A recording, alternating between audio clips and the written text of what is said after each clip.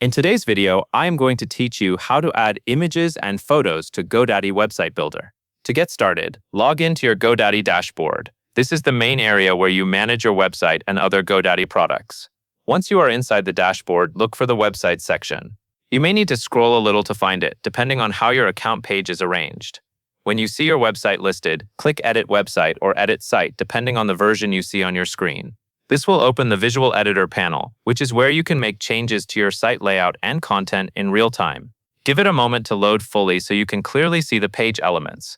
Next, find the image area or image placeholder on the page. This is the section where a photo can be added or replaced. Click directly on that image placeholder. When you do this, a Properties panel will open on the right side of the window.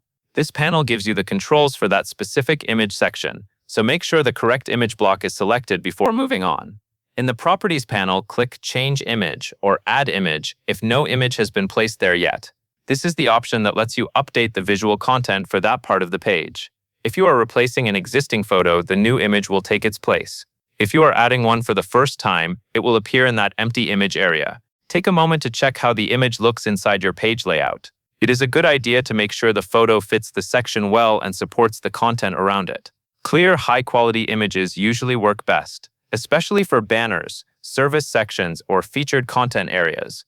Once you are happy with the result, go to the top right corner of the screen and click Publish. This is the final step that makes your new image or photo visible on your live website.